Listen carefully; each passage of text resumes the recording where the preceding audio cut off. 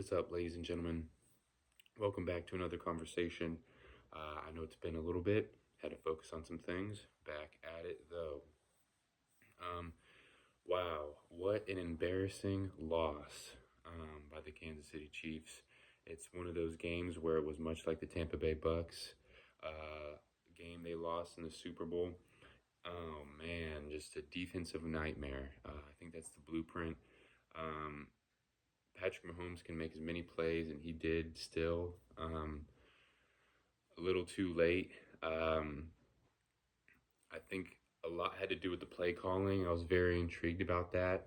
I think the way that it's looked like over the years, that gets us kind of trapped to start having to scramble at the end, is doing these cute plays, at the beginning, trying to do um, all these passing from the gun. We're getting sacked. Clearly, the rush against the Eagles' defense, that line was insane. Their linebackers are flying around. That was not a good recipe for success. We had a few run plays that got us some positive yardage, and we decided to kind of shy away from that, and that was frustrating to watch. So it was an unfortunate game for sure, but I know that we'll be back. We made a few good signings, and Nick Bolton re-signing him, bringing him back, our linebacker, great sign. As well as Kareem Hunt, that's important. We're going to continue to work, I think, through the offensive line. It'll be interesting through the draft. I hope that we go ahead and decide to draft an offensive lineman. It seems that we've done that a couple times through the past years, but haven't much success. So you'd think that at one point we would. I mean, Trey Smith was a very great find, but above that, like I said, the past 2 years we have drafted one, and they haven't, maybe developed as much as we wanted to or had hoped at this moment. So, but enough about football. Someone close to me said, "Well, now we can focus on basketball." Yes, let's do it. It's my favorite sport. Speaking of which, March Madness is happening right now. The final four teams are: we have Auburn, we have the Gators, Florida Gators, we have the Duke Blue Devils, and last but not least, we have the Houston Cougars. Um, all number one seeds. This very rarely happens. Um, Honestly, I cannot remember the last time that I've seen all number one seeds in this scenario. So it'll be interesting. But this also goes to show kind of more so the fact that I want to shed the light on that these are all being very well funded, which is great. That's okay. All these donors, the NIL, the name, image, and likeness of a student athlete is starting to become more and more of something that we are seeing in the NCAA, and the college level, pretty much across the board. So this entails pretty much for the longest time, you go to school, you go to college to get a degree, and in return, for free, in return, you would play sports. You would play sports. You would play for their sports program, and the program would benefit from that. They would be getting partnerships with Coca-Cola, partnerships with all these big companies, drawing attention to that university, bringing the university a lot of money, and the students never really maybe felt compensated enough beyond a education, because some of these students maybe didn't want to pursue education past a certain level, but also they were in a position where they wanted to make money professionally. So you have to have that, and you have to think about that as well with the law, that you have to be at least a year professionally, maybe overseas now, as the rules are opening up in the NBA, a year in college, or overtime elite, I believe, is maybe qualifies now as one, as the Asar twins. or the Thompson twins, excuse me, Asar and Amen Thompson of the Detroit Pistons and the Houston Rockets both went to overtime elite down in Atlanta. And that's pretty interesting. They're pretty interesting to watch. Me and my brother talked about that actually. They have an interesting way of the game. They're very athletic, great defenders, honestly. And so it's fun to watch them play. Check them out if you have not seen their highlights.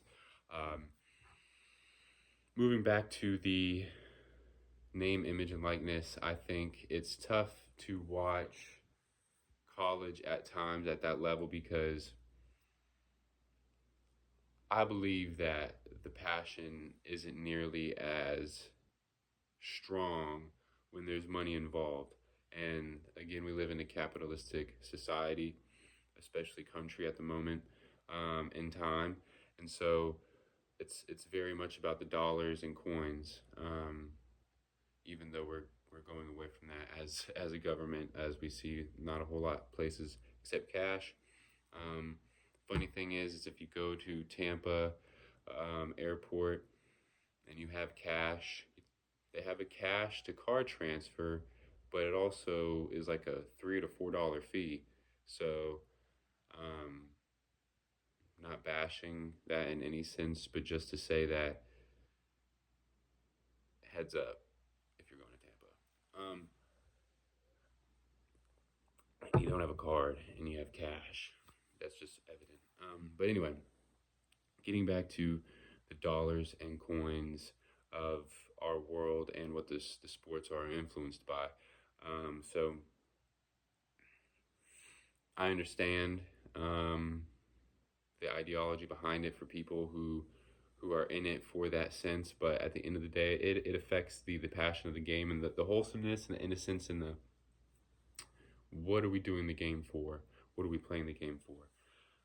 But we've been allowed that luxury since we haven't had a whole lot of things that are terribly going on that affect our society to where this is more and more of a primary focus. You know, we're not in a war where people who could potentially be all stars have to go into, a war or whatever that might be.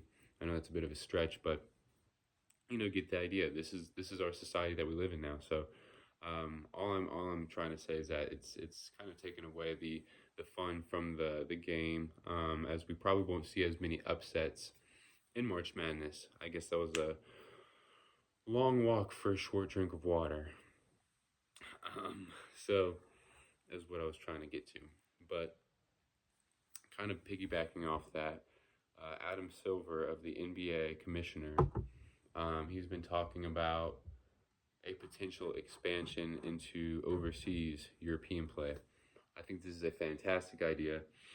I've been grateful and gracious enough to be in and around the NBA level, working with the G League. Getting that opportunity was amazing, just to see that level, just to see that perspective. Working within the college levels, seeing that perspective, and being able to communicate with a lot of those people of the game that are in it and continue to be in it. And that's really cool. And I love that for them.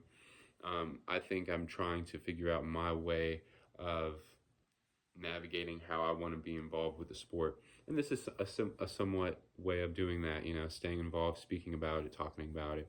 You start to see what his name, Adrian Wojnarowski. He's now a athletic, department head. I think it's commissioner or athletic director, I believe, for St. Bonaventure basketball team. That's awesome. He used to be the one that would tell people, hey, a Woj bomb, free agency this, free agency that, this player's going here in the NBA, this player's going there in the NBA. And look where he is now. He's actually being a professional GM practically, so or at a collegiate level. So that's pretty cool.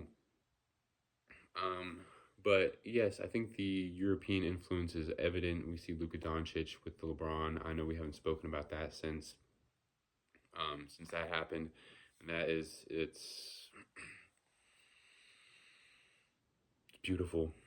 It's beautiful for the game of basketball, for the game, for the sports in general. Not only just because of the talent level, the IQ level, but because it's something that we've never seen before. Something we've never seen before. So we've seen a league dominated by different people throughout time. Um, Magic Johnson, um, John Stockton, but even before those guys, you have Wilt Chamberlain, Bill Russell, Jerry West, Kevin McHale, Larry Bird, all these very impressive players. Michael Jordan, obviously. And so that time period was something that was amazing for the game. It transcends the game. They built the game, and that is impressive. But what we haven't seen, though, going back to Luka and LeBron, was we haven't seen a white dude and a black dude ball like this before. We just haven't, you know. That's number one. But number two is we've never seen LeBron as the all-time leading generator of points. All-time leader. So scoring, assisting. So all-time leader in points influenced, I guess you want to say, if you want to call it that. Whether that's a point scored or an assist. And then you have, that's all time. And then you have Luka Doncic, who averages most all time. So he's averaging points and assists and influencing the game in a way that is creating actual outcomes or influences the game in multiple facets to where you're generating not only points for yourself but for your teammates. And so that's really impressive. So that's why I say that's something that we've never seen before. And obviously, people are going to think that you can't have them two on the court at the same time. And there's going to be times where you can, and there's going to be times where you can't. And I hope that JJ Redick understands that, and I think he does, because he's been splitting their minutes up very interestingly. They'll play the first 6 minutes, I think, to 8 minutes together, and then I think LeBron sits. Sometimes they mix it up, but then LeBron sits, and then Luka plays the last 2 minutes of the first through the second quarter, I believe, into maybe the 8-minute mark, and then LeBron hops on, and he's running the show, and Austin Reeves obviously mixes in there, with them both, but it's very interesting to watch. I'm picking them to go to the Western Conference Finals. So let me know what you guys think, how far they're going to go. But the last thing I'll say about it is going back to the European influence is and wanting to be involved with that aspect of the game. I think it's amazing. Right now, it's interesting, and it would be interesting to navigate that for the simple fact of what's going on with the United States of America right now. But I think we can make it work. Like I said, the European influence is already so big with Nikola Jokic, Luka Doncic. Those two are top 5 players in the NBA right now, and they're from Europe. So obviously mixing that in there would be amazing for the simple fact that the more global I think the sport becomes, and I think that NFL is already doing that with the Munich League or the Munich games and all this stuff. F it. That's what the NBA is saying. Like, they're at the point now, luckily, where they can play up against teams who are at that, not at that level, but could be at that level, because you have players, like I said, Doncic, Jokic, who are affecting the game and playing against these guys and balling against them. So that'll be really interesting. And I'm all for it. You can throw the G League in there. You could do different leagues to play the different leagues of in Europe too, because they have Series A, League One, League Two, Series B, things of that nature, and you could throw that in there, mix it up. I think that would be a beautiful thing for the sport of basketball and for the world. So the NFL is not quite there yet, and I don't know if they'll ever be quite there to be a global sport. Throughout the history of the United States, there's we just have an advantage of the people that we have living in this country, um, and that's not to disregard anybody else throughout the world, but um, we've been pretty much um, playing football for a little bit now, and there hasn't been countries that maybe have that interest or those accessibilities to do that. Um, and so, while maybe hopefully in the future that is a possibility, while there's been a World Football League, I think in the '90s for a little bit, um, but obviously that putters out. So I think it's cool that what the NBA is doing, and it'll be interesting to see how these playoffs go. I'm going to continue to try to figure out a different kind of platform to do this on. Right now, I'm exclusively doing it on my phone, but that is quite all right. I'm just glad to be able to do this, have a conversation. I hope that you all are doing well, and looking forward to a sooner video rather than later video. Enjoy the rest of your guys' day. It's a beautiful day of spring, March 31st. Tomorrow's April 1st. Don't go too crazy with the April Fool's jokes, but now have a great time. Enjoy the week, and we will see you sooner than later. Deuces.